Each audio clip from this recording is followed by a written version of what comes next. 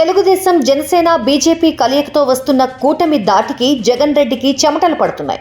సిద్ధం సభల పేరుతో బల ప్రదర్శన చేసి కేంద్రంలోని బీజేపీ నాయకులు తెలుగుదేశం పార్టీతో వెళ్లడాన్ని నిలుపుదల చేయాలని జగన్ రెడ్డి ఎంతో ప్రయత్నించారు. ఆదరా బాదరాగా సిద్ధం సభలు నిర్వహించి రాష్ట్రం నలుమూలల నుంచి ఉచిత బస్సులు నడిపి సిద్ధం సభలు ఏర్పాటు చేశారు. అయితే జగన్ రెడ్డి సిద్ధం సభలు అట్టర్ ఫ్లాప్ అయ్యాయి.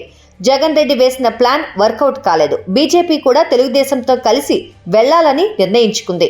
దాంతో జగన్ రెడ్డి ఏం చేయాలా అని ఆలోచిస్తున్నాడు. అనుకున్నదొకటి జరుగుతున్నది ఒకటి అనే నిరాశలో జగన్ రెడ్డి భయపడుతూ ఉన్నారు. ఈ నేపథ్యంలోనే సిద్ధం పేరుతో నిర్వహిస్తున్న సభలను అనుకున్న సమయానికి నిర్వహించడానికి వైసీపీ తంటాలు పడుతోంది. ప్రతి సభను 2-3 సార్లు వాయిదా వేసుకుంటూ వస్తోంది. తాజాగా చివరి సిద్ధం సభను గత నెలలోనే నిర్వహిస్తామని ప్రకటించారు.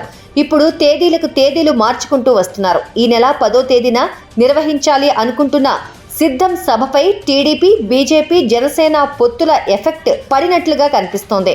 మరో 9 రోజులు వాయిదా వేయాలని నిర్ణయించుకున్నట్లుగా తెలుస్తోంది. అద్దంకి దగ్గర ఏర్పాట్లను సభ కోసం ఇప్పటికే పూర్తి చేశారు.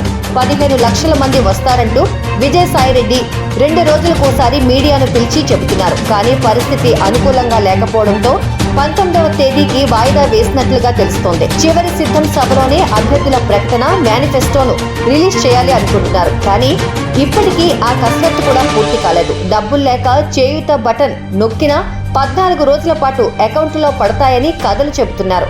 చాలా పథకాలకు డబ్బులు పెండింగ్ లో ఉన్నాయి. ఇలాంటి సమయంలో కొత్త పథకాలు ప్రకటిస్తే నవ్వుల పాలవుతారని తెలుసు. అందుకే మోడీ దగ్గరకు వెళ్లి హామీ తీసుకొని వచ్చి ప్రకటన చేయాలి అనుకున్నారు. కానీ అది సాధ్యం కావడం లేదు. జగన్ ఎన్నికల ప్రచారం కూడా తేలిపోతోంది. విపక్షాలు జోరుగా ప్రజల్లోకి వెళ్తుంటే బటన్ నొక్కుడు సభల్లో విపక్షాలపై ఏడవడానికే జగన్ కు సమయం సరిపోతుంది. ఎన్నికల షెడ్యూల్ మరో వారం రోజుల్లో రానుంది. ఆ తర్వాత నెల రోజుల్లోనే పోలింగ్ ఉంటుంది. ఈలోపు ఆయన 30 నియోజకవర్గాలనైనా కవర్ చేస్తారా లేదా అన్నది సందేహంగా మారుతోంది.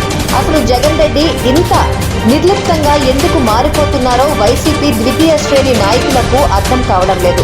175 నియోజకవర్గాల్లో గెలుస్తానని చెప్పిన జగన్ రెడ్డి ఇప్పుడు ఎన్నికల సభలు కూడా ఎందుకు ఏర్పాటు చేయడం లేదు?